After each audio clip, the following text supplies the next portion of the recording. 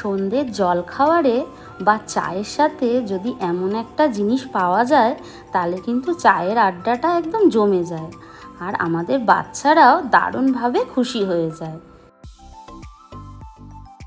নমস্কার সবাইকে, আমার এই ছোট্ট রান্নাঘরে তোমাদের সবাইকে স্বাগত জানাই। প্রতিদিনের মতন আজও একটা নতুন রেসিপি নিয়ে আমি চলে এসেছি। তো তোমরা তোমাদের বাচ্চাদের কতই না দাম দিয়ে ফ্রেঞ্চ ফ্রাই কিনে দাও, তো বাড়িতেই যদি আমরা দুটো উপকরণ দিয়ে ফ্রেঞ্চ ফ্রাইটা বানিয়ে নিই কতই ভালো হয়, আর তৈরিও হয়ে যাবে খুব স্বাস্থ্যকর উপায়। চলো তৈরি করে নিই। রান্নাটা তৈরি করতে দুটো উপকরণ এই কারণেই বললাম, কারণ কি এই রান্নাটা করতে প্রধান উপকরণ হলো আলু, তারপর লাগবে আমার তেল। এই দুটো উপকরণই হলো প্রধান। তারপর বাকি যে উপকরণগুলো লাগবে তার মধ্যে যদি আমরা একটা উপকরণ বাদও দিয়ে দিই তাতেও কিন্তু রান্নাটা কিন্তু দারুণ হবে খেতে, খুব একটা কিন্তু খারাপ হবে না। প্রথমে আমি 4টে আলু নিয়েছি, সেই আলুটাকে ভালো করে খোসা ছাড়িয়ে নিয়েছি, নিয়ে এটাকে একটু ডুমো ডুমো করে কেটে নিচ্ছি। এটা খুব বেশি ছোট ছোট করে কাটবার আমার দরকার নেই, কারণ আলুটা আমি সেদ্ধ করব, তার জন্য আলুটাকে আমি এইভাবে একটা আলুকে 8 টুকরো করে কেটে নিচ্ছি। আলুটাকে কেটে নেওয়ার পর একটা বাটিতে আমি তুলে নেব, তারপর আলুটাকে আমি একটু ধুয়ে নেব। বেশ কয়েকবার 2-3 বার জল পাল্টে আমি আলুটাকে ভালো করে ধুয়ে নেব, কারণ আলুর মধ্যে তো অনেকটা নোংরা থাকে, সেইটাকে একটু ভালো করে আমি আলুটাকে ধুয়ে নেব। আলুটা যখন ধোয়া হয়ে যাবে তারপরে কড়াইতে আমি একটু জল গরম করে নেব। জলটা দেওয়ার পর এর মধ্যে একটু দিয়ে দেব নুন। আলুটা সেদ্ধ করব যতটা, যাতে আলুটার মধ্যে পুরোটা ডুবে যেতে পারে সেই পরিমাণেই জল দিয়ে দেবো। আর নুনটা এই কারণেই দিলাম যে সেদ্ধ করার সময় আলুর ভেতরে নুনটা ঢুকবে, তাহলে এটা খেতে ভালো হবে। তো এইভাবে বেশ কিছুক্ষণ আমি আলুটাকে সেদ্ধ হতে দিয়েছিলাম। যখন আলুটা সেদ্ধ হয়ে যাবে তখন একটু চেক করে নেব, আলুটা নরম হবে কিন্তু খুব বেশি কিন্তু গলে যাবে না। আলুটা যখন সেদ্ধ হয়ে যাবে তখন একটু জল ঝরিয়ে আলুটাকে আমি তুলে নেব একটা প্লেটের মধ্যে। খুব ভালো করে জলটাকে ঝরিয়ে প্লেটের মধ্যে নিতে হবে। আর এই গরম থাকা অবস্থায় আলুটাকে আমি একটু স্ম্যাশ করে নেব। একটা স্ম্যাশার দিয়ে আমি ভালো করে এটাকে স্ম্যাশ করে নেব। এটার মধ্যে যেন কোনো রকম বড় গোটা আলুর দলা যেন না থাকে, যেন খুব ভালো করে এটা যেন একদম স্ম্যাশ হয়ে যায়। এটা স্ম্যাশ হয়ে যাওয়ার পর এটাকে কিছুক্ষণ রেখে দেব ঠান্ডা হওয়ার জন্য। তারপর আমার লাগবে একটু ধনেপাতা, সেই ধনেপাতাটাকেও আমি ভালো করে কুচি করে নেব।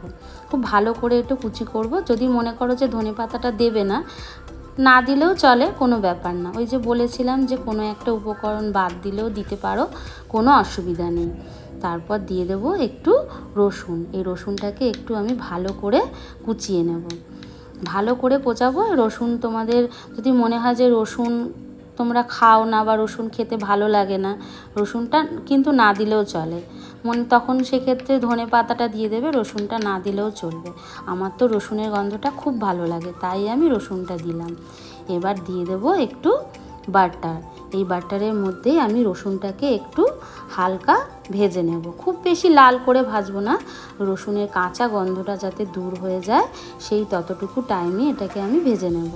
জাস্ট 1 মিনিট একটু নাড়াচাড়া করলেই হয়ে যাবে। রসুনের কাঁচা গন্ধটা যখন দূর হয়ে যাবে তখন আমি গ্যাসটা বন্ধ করে এই আলুর মধ্যে আমি এটাকে ঢেলে দেবো। রসুন যেটা আমি বাটার দিয়ে ভাজলাম সেটাকে এর মধ্যে ঢেলে দিলাম। আর এই রসুন ভাজবার সময় এত সুন্দর একটা গন্ধ বেরোচ্ছিলো, যেহেতু বাটারে ভেজেছি খুব সুন্দর একটা গন্ধ বেরোচ্ছিলো। তারপর দিয়ে দিলাম স্বাদ মতো নুন আর একটু গোলমরিচ গুঁড়ো, আর দিয়ে দিলাম সেই ধনেপাতা কুচিটা। তারপর একটা কিউবের চিজ নিয়ে নিয়েছি আমি, কিউব চিজ, সেটাকেই আমি একটু গ্রেট করে দিয়ে দিলাম। তোমরা যদি মনে করো যে আরও একটু বেশি চিজ দিতে চাও তাহলে কিন্তু দিতে পারো, খেতে কিন্তু দারুণ লাগে। এইভাবে এর ওপর থেকে দিয়ে দেবো একটু চিলি ফ্লেক্স।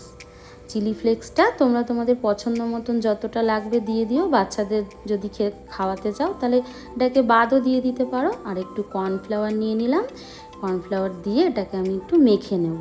আর এটা মেখে একটা ডোয়ের মতন তৈরি করব। আমি প্রথমে 2 চামচ মতন কর্নফ্লাওয়ার দিলাম, তারপর পরিমাণ মতন যদি লাগে সেক্ষেত্রে আমি দেব। তো আমার আরও একটু কর্নফ্লাওয়ার লেগেছে, টোটাল আমার এখানে 4 চামচ কর্নফ্লাওয়ার লেগেছিলো। এটাকে মাখতে। মেখে যখন বুঝতেই পারবে যে একটা ডোয়ের মতন তৈরি হচ্ছে, তখন আর কর্নফ্লাওয়ার দেওয়ার দরকার নেই। দেখে নিশ্চয়ই বুঝতে পারছো এইরকম ডোয়ের মতন তৈরি হবে। আর দেখো একটা এরকম পলি ব্যাগ লাগবে।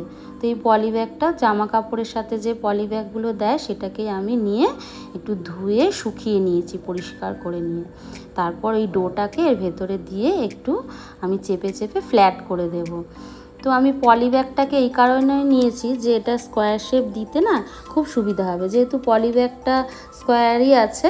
তো আমি যখন এটাকে বেলে বেলে একটু চেপে বেলবো, তো কোনায় কোনায় গিয়ে একদম একটা স্কোয়ার শেপ নিয়ে নেবে। আর এই কাজটা করতে কিন্তু খুব ভালো লাগছিল, বেশ একটু স্যাটিসফাই লাগছিল খুব। এইভাবে করে দেখো স্কোয়ার করে নিয়ে এটাকে ফ্ল্যাট করে নিয়ে আমি কিন্তু এটাকে একটু ফ্রিজের মধ্যে রেখে দেবো।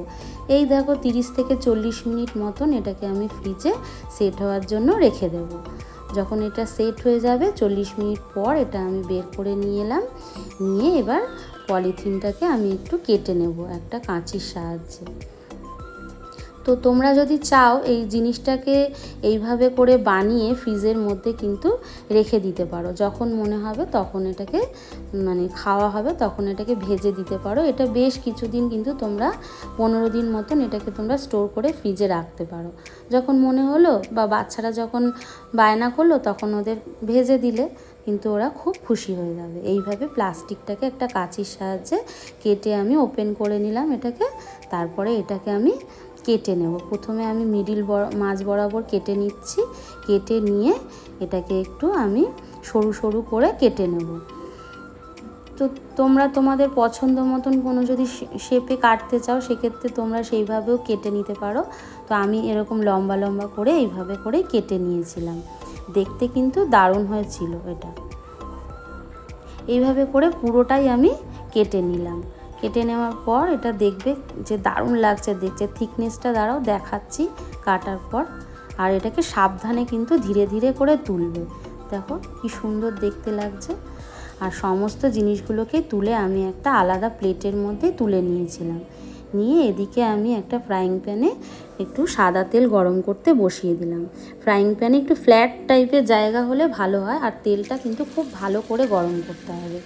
দিয়ে তারপরে এইগুলোকে আমি ছেড়ে দিচ্ছি। আর গরম তেলে ছাড়ার পরে একটু দেখবে কেমন ভেসে উঠছে, তখনই বুঝবে যে তেলটা খুব ভালোভাবে গরম হয়েছে। খুব ভালো করে এটাকে ভাজতে হবে। তেলটা কিন্তু গরম না হলে কিন্তু ব্যাপারটা হবে না, তাহলে কিন্তু এটা আটকে যাবে আর শেপটাও বিগড়ে যাবে। এইভাবে ভালো করে দেখো গোল্ডেন করে ভেজে নিলাম। আর একটা কথা বলি, এটা যখন তোমরা খাবে ঠিক সেই সময় এটাকে কিন্তু ভাজতে হবে। আগে থেকে ভেজে রাখলে কিন্তু ব্যাপারটা নরম হয়ে যাবে, তখন কিন্তু আর ভালো লাগবে না। যখন খাবে সেই সময় ভাজবে, দারুণ ক্রিস্পি হবে। দুর্দান্ত খেতে হয়েছিল। এরকম যদি বানিয়ে নেওয়া যায় সন্ধেবেলা, কিন্তু ব্যাপারটা কিন্তু মন্দ হবে না, দারুণ জমে যাবে।